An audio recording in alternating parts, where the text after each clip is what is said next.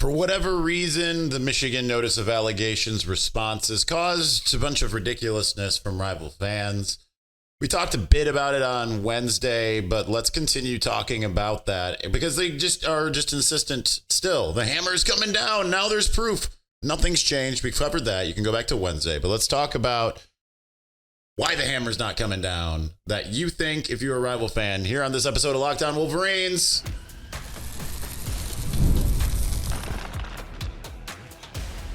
You are Locked On Wolverines, your daily podcast on the Michigan Wolverines, part of the Locked On Podcast Network, your team every day. Happy Friday. We are back and doing it. Locked On Wolverines podcast, part of the Locked On Podcast Network, where it's your team every day. I'm your man on the ground, Isaiah Hole, publisher of Wolverines Wire through USA Today Sports Media Group. We're doing two shows today. We're doing this and then doing the mailbag, making up for no show on Thursday. I've got some behind the scenes life things going on. Nothing bad, but just could not get to the podcast yesterday.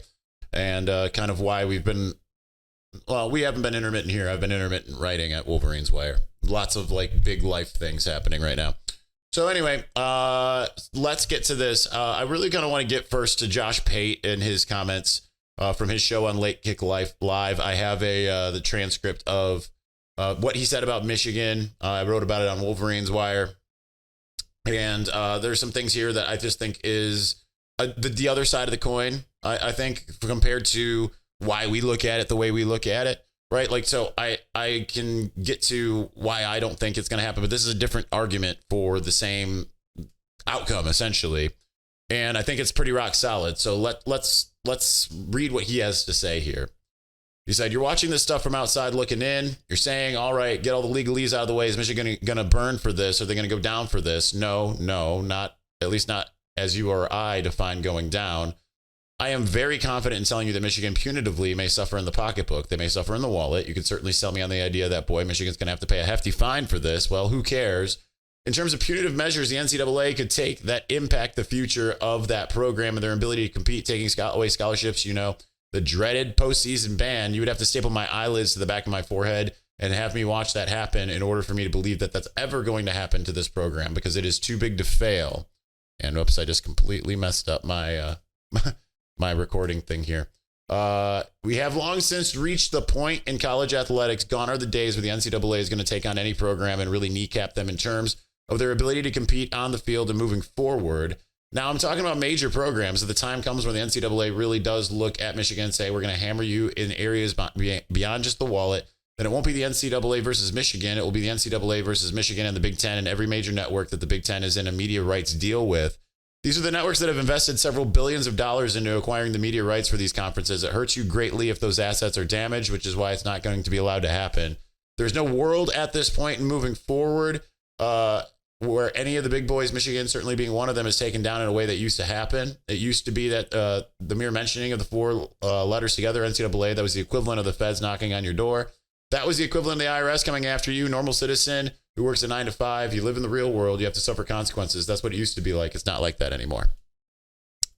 I would say that is all very accurate because here's the deal. That is a big portion of it. Michigan is a major draw regardless, right? You look and you see, I don't remember the numbers in the ReliaQuest poll, but they were very good, right? This wasn't like, oh yeah, it got 1 million views or whatever. That ESPN isn't even a partner with Michigan, but ESPN would look at that and say, hey, we're going to end up having a Michigan bowl game, then or a playoff game or whatever it is. We don't want to lose that capability because you look at what the national championship game in the Rose Bowl was this year with Ohio State and Notre Dame, paled in comparison to Michigan, Alabama, and Michigan's national championship. It's just a draw in a way that it isn't for other teams. So, and that said for also the Big Ten and all of that. So there is that in part. And I think that that's an accurate way to kind of look at it from a different perspective compared to how we look at it. Again, Michigan's response, and this was the whole point. And I don't understand why rivals are just wish casting here instead of just looking at what's happening here. The report that we addressed on Wednesday from Tuesday was essentially there was again no new information. There's people who think that it was new information that the first so-called whistleblower or whatever came from inside the house. No, that's not new. We knew that in fall of 2023. And we had mentioned that. That doesn't mean that there weren't other entities that were involved in this. This was multiple people were involved in this. But Michigan's argument is you have not met any certain burden of proof. Now, the NCAA is judge, jury, and executioner, but Michigan's also shown like we're not going to let you be that, right? We're not going to let you harm us in this way. There's already harm that cannot be overcome as it is, reputationally. And even if Michigan was able to, let's say, fully prove its own innocence, right? And I'm not saying that there's full innocence here, right? Because I don't know that the rule is broken, but like that's been the whole thing. Was the rule itself broken, or was the spirit of the rule broken, right? That's the big thing there. But let's say that somehow they're able to prove not only was the rule not broken and the spirit of the rule was not broken, whatever it is, Michigan's never going to get its reputation back for that. So that there's that. It's already been punished between that, Jim Harbaugh suspension, and all of those things. And usually the NCAA only has vacated wins and things of that with ineligible players, of which there were none. But that's the thing. There's been no new information when it comes to this. And it's still not like obvious rule broken. That's why you've got all these other things tacked on, like recruiting violations and things of that nature. Minor recruiting violations. That's not major recruiting violations, minor ones. So that said, you mix that with what Josh Pate said. I understand if you're a rival fan, you're going to sit there here and watch this, and I'm going to see all these comments on YouTube, and you're going to say, be better and all that stuff. Anyway, back from the very quick break there. I just don't think that what rival fans have been hoping for this whole time. I never have. I won't until, like, as Josh Pate says, staple his the eyes to the back of the forehead, right? Like that. There's just no world in which that happens. I think there's multiple reasons why you can say that. Again, I agree with Michigan. These are essentially minor violations that are being blown up. This whole thing's been litigated through the media to be made to look as bad as possible. We've talked about that since day one, a political hit job and all of that, right? There's no evidence that they have produced no videos. They produced very little. There's a lot of circumstantial evidence that they do have, and nothing proves anything that they're saying. And all this kind of points to, again, is if you really want to look at it that way, it's a violation of the spirit of the rule and not necessarily even a violation of the rule. Again, I know I'm going to get a bunch of ridiculous comments from the rival fans who just want to, keep their head in the sand and say that I have my head in the sand. I again argue this. I know significantly more than you do in this. And I'm not trying to get in some kind of credentialism here, but I've had a direct line to Connor Stallions ever since the beginning of this. I've had contact with regents and other people within Michigan. So I just know more of what's happened and what's going on than you do. So I would encourage you to embrace reality. That's all I'm trying to say. All right, let's talk about a couple other things. On3, amongst others, did some re-ranks. I think there's some interesting things there. Bryce Underwood, where he stands as far as that's concerned. Some positives, some negatives. We're going to get to that here.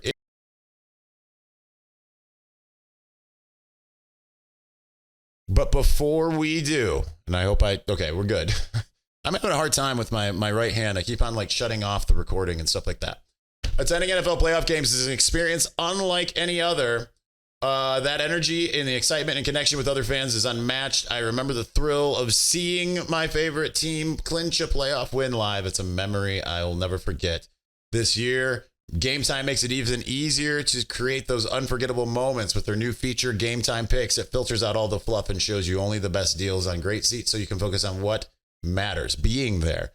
I've used Game Time Picks to grab tickets for upcoming playoff games, concerts, theater, all of those types of things, and it couldn't have been easier. I found a super deal that gave me an incredible value for amazing seats.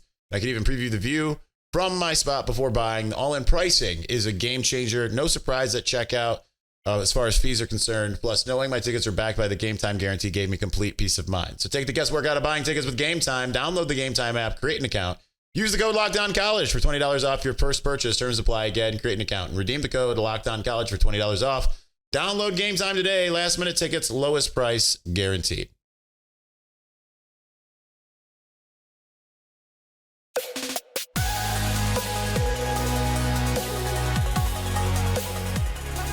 All right, lost my article. We're just having all kinds of technical difficulties. That's kind of a daily thing around here.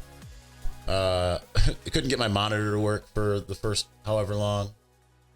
Now suddenly I can't get the spreadsheet up that I wanted to see here. Let's see if we can do it this way. Let's backwards this.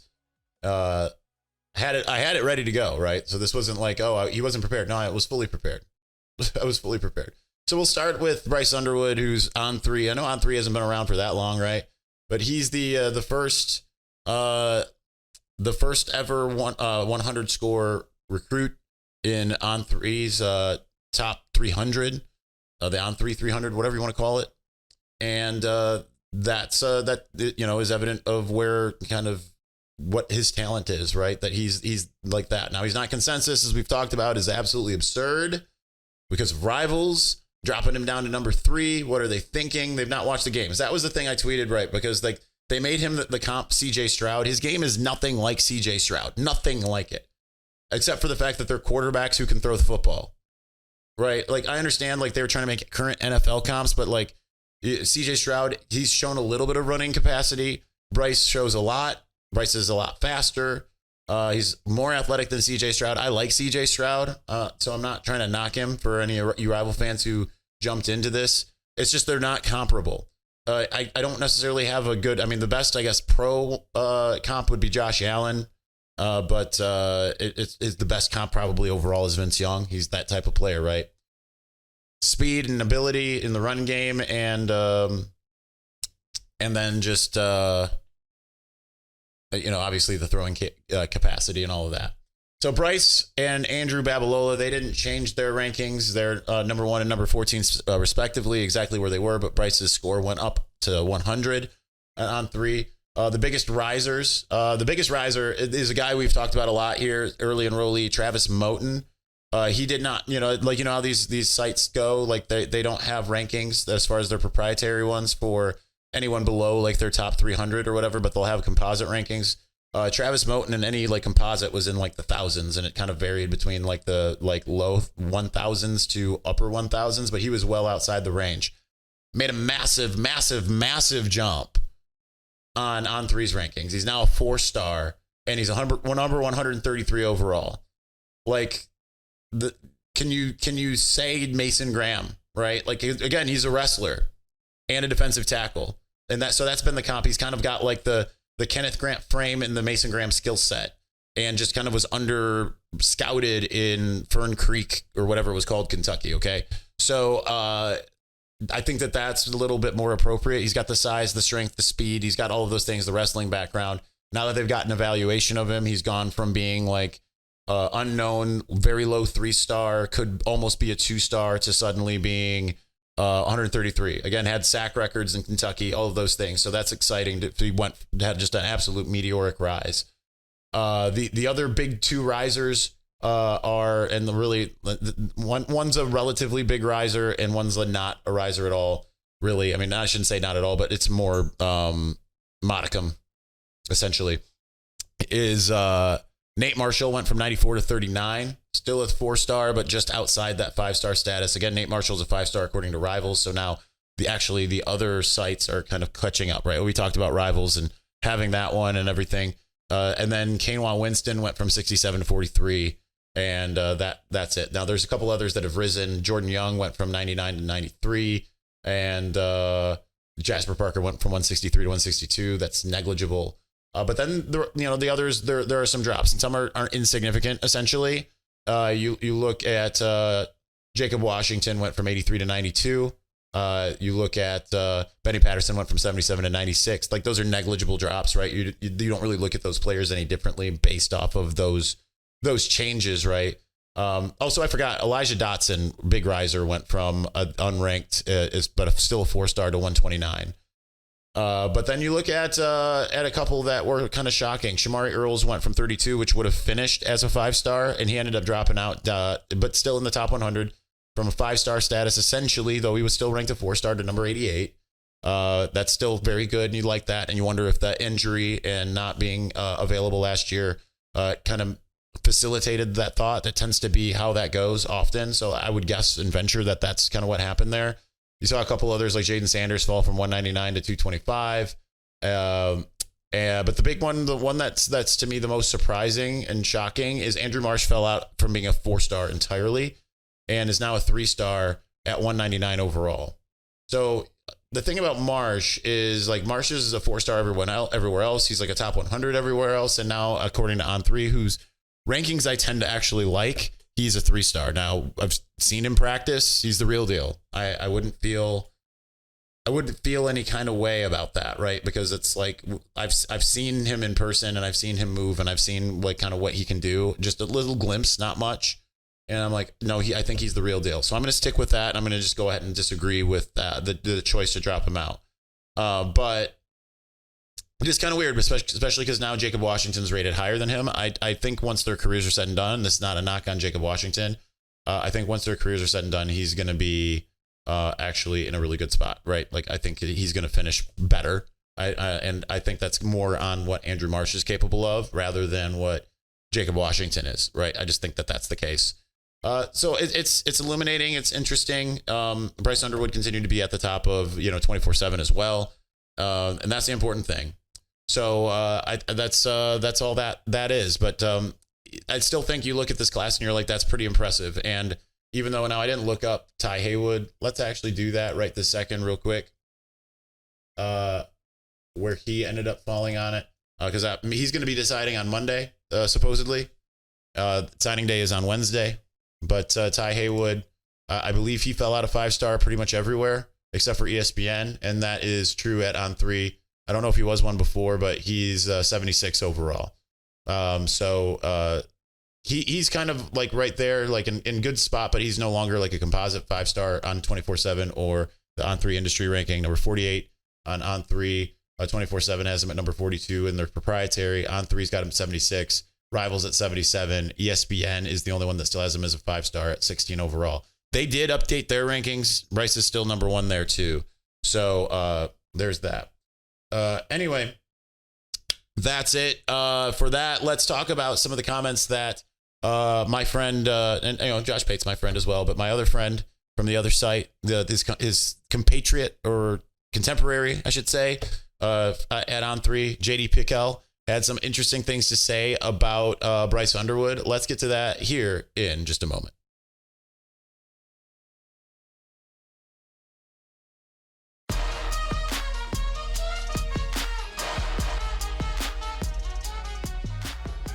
All right, let's finish up here. Like I said, 2 shows today, so we won't go like 30 minutes on this, especially because the mailbag's going to be pretty long. But I thought there was some interesting things that JD PicKell had to say. I agree pretty much wholeheartedly with him rather, and I think it should excite you. So we're gonna be hitting Bryce Underwood all winter, spring, summer, fall, right? Like it's just gonna be a constant thing, right? And it's gonna be for years, right? That's just how this is gonna go, because that's the biggest thing happening with Michigan football. No matter which way you crack it, is They've had the number 1 quarterback before, and if you want to look at like Drew Henson or close to it with Chad Henne, but this is a different deal. He's a different player than Drew. I would venture and argue. I don't think you're going to necessarily see a scenario the Brady Henson type of thing. I mean, you might see the platoon, but I think it's just going to be a completely different deal, right? Like Mikey Keene's good, but I don't think he's Bryce Underwood. So this is kind of the point that JD PicKell's making here. So here's what he had to say. He said, I think Bryce Underwood is going to be that dude from day one. Now, I didn't say he wins the Heisman Trophy. I didn't say he's all Big Ten, but I think he's going to be that dude. I think there's a good chance that year one. I mean, you can't really predict him to win the Heisman Trophy. Trevor Lawrence never did, right? But I would say all Big Ten. I think he maybe not for year one, depending on how things go. But if he ends up being the starter day one, I think he would be. So there's that. Continuing, I think he's going to be a massive upgrade from what you've had in the past. That's not throwing shade at Davis Warren or Alex Orji. It's just the reality of having a true freshman quarterback that's number 1 in America the year before at the high school level, and has a bunch of physical giftings that you just can't straight up coach. There's also a reason why you brought in Chip Lindsey to run a different style of offense. I don't think that's a coincidence when it comes to Bryce Underwood as a player. Open it up a little bit more. So what would it mean? The answer to that question, hey, Bryce Underwood's a guy. What does that mean? Well, first off, it totally changes the ceiling of Michigan football in 2025. I fully agree, right? Like the ceiling goes from, I mean, they were 8-5, right? Like they showed they can beat any team in the country, but there's so little room for error. And it's just basically get enough offensively and be clamped down defensively. And when they weren't able to do those things, then obviously they lost 5 games. But Ohio State, Alabama, that shows you that they were capable. Defense, theoretically the same. Offense should be going up and up and up, right? Michigan had the number 131 pass offense last year. That's 4th worst in the country. I would venture to say it's at worst going to be middling next year. And that's not having anything to do with Keene or Underwood. It's more so, do they have the capable receivers to be able to do this, right? That's so I would be surprised if they weren't at least where they were, which was like 67 in 2023. I think that's probably an appropriate place to look and let the defense carry them enough until they're able to kind of build out what they want to build out. Okay. I said, again, no disrespect to Mikey Keene at all, but if you were to able to maintain those Michigan traits of we're going to punch you in the face and smile doing it, okay, that's one thing. But you pair that with a real electric player at quarterback who can push the ball downfield, make you miss in space, take off and run, launch it over your head. Like if there's vertical presence to Michigan's offense as well, it's kind of what they had working for the duration of the national title year, right? Not predicting that win the national title, at least not right now, but you would have to think too that this massively shakes up the Big Ten. The Big Ten then potentially still has 4 playoff teams. Like we'll see what Indiana is, but you have Ohio State, as much as you hate to hear it if you're a Michigan fan. Oregon, Penn State. I'm not shying away from saying Michigan could be a playoff team if Bryce Underwood is who I believe he's going to be. I'll go ahead and say I think that Michigan's going to be a playoff team, but that has just as much to do with Bryce Underwood as much as the schedule. We've talked about that schedule quite a bit. And I think that that's going to really help Michigan out in a lot of ways. I think that's really going to put Michigan in a good spot, especially if they get past Oklahoma and Nebraska, barring some kind of crazy setback. I'm not saying that doesn't happen, right? Michigan did in 2016 when they looked like world beaters lose at Iowa. You kind of never know. You know, they could go lose at USC. They could lose, any number of games on that schedule. But like on paper at this moment, there's 3 teams that I look at and say those are the challengers, right? You don't have Penn State. You don't have Indiana. You have Ohio State. That's the only one. They don't have Oregon. They do have USC. They do have Washington. Nebraska could potentially be the Indiana of this year, but they get them early. And there's, always the chance that Michigan's defense just is able to just kind of continue to roll the way that it did, assuming there's no changes, right? Difference between Jesse Minter in 2022, it was very good, but it was better even going into the next year, right? Because you had the consistency of players and coaching personnel and all of that. So I think that would bode really well for Michigan as far as that's concerned. I think that it does raise the ceiling, obviously, but just as importantly, it raises the floor. I think that 8-5 is completely out of the question this year with the quarterback talent that you have, regardless of the receivers. I think the receivers can step up. Just gonna want to see it, and it'll just be interesting to see how that goes. So, anyway, that's gonna do it for podcast number 1. This one will be up earlier. The other one will be out in a couple hours. The mailbag. So, thank you for watching. Thank you for listening. We will talk to you again soon. Peace.